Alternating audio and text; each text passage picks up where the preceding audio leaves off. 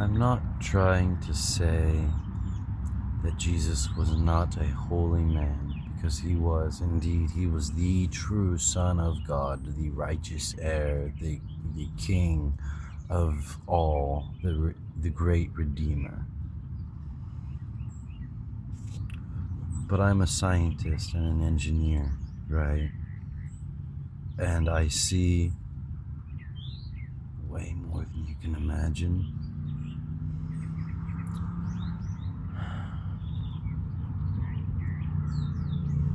There have always been divine figures in this world. And I say this with love, but please just stay with me. The last divine figure on the planet was Tesla, or maybe Gandhi. They both lived pretty close together. But think about Tesla.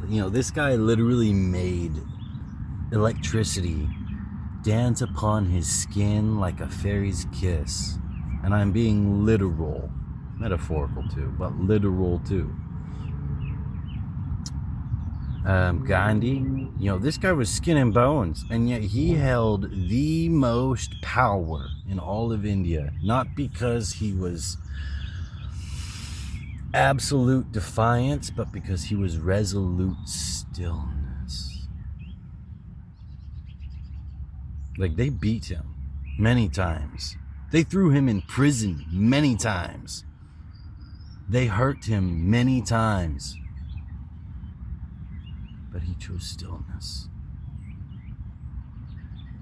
Other divine figures recently.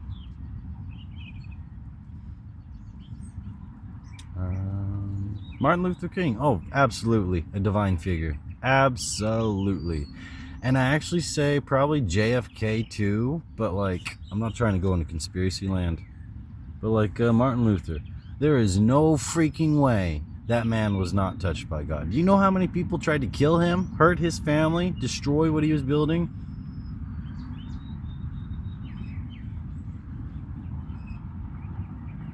And yet,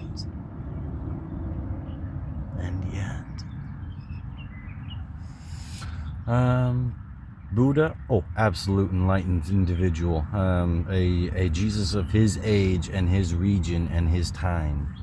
Even Confucius, Aristotle, most of the mathematicians. Sorry guys, most of you guys speak angel language and you don't know it. We'll get to that.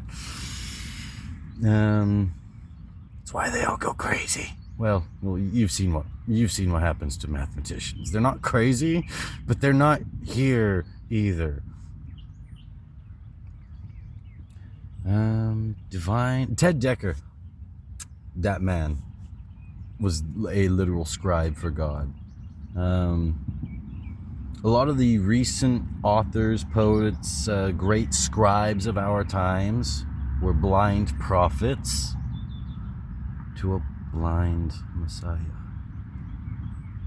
I was not blinded by ignorance. I was blinded as part of divine will. Nobody knew the time and the hour. Not even me. I'm just terrible with days in general, and I can't count. But that's a different thing. I didn't even know the day and the hour.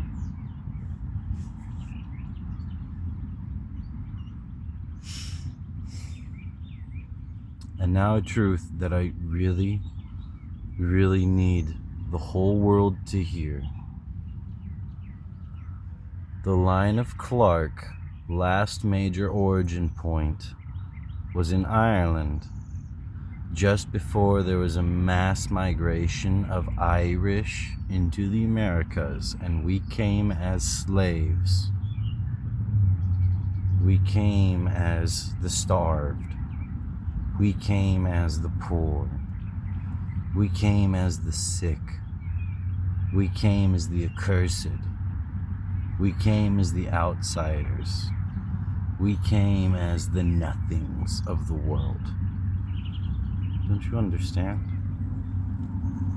But I really, really want you to hear the other side of this, because both sides are true. That's how I work. Both sides are true.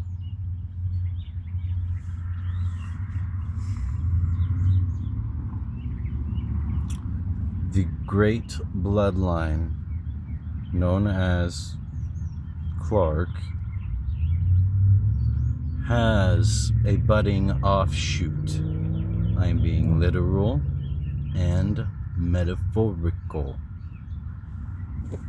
And the flower of this branch, whose color is purple, crowned with golden hair, is my true blood brother, Donald J. Trump. Now, I'm not saying that this man is evil or righteous. He is human, truly human. And just like everyone close to me in my life, they've all been under demonic siege. In spirit, it exists without time, okay? The demons knew who I was before I knew who I was. And so they attached themselves to all of the people who said, I love you. That's the curse.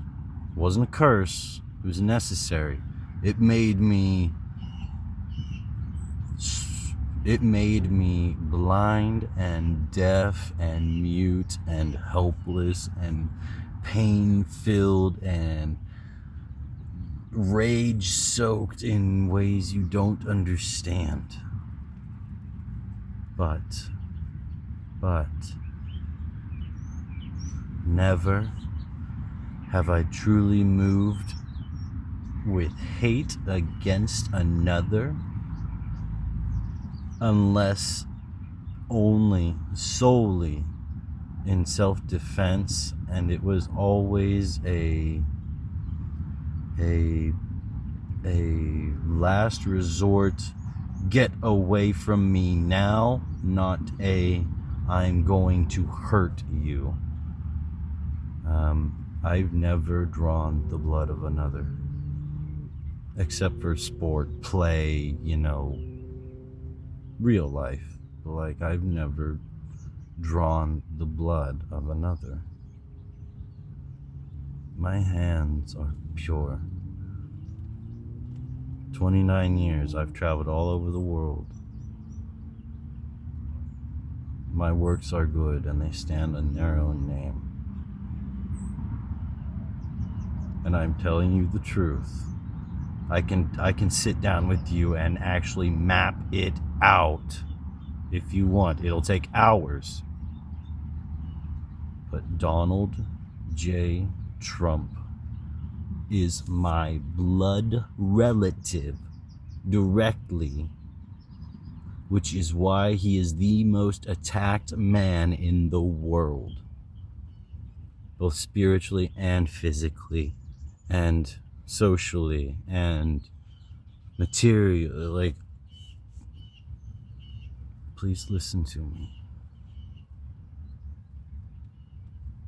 I need you all. I need the world to understand.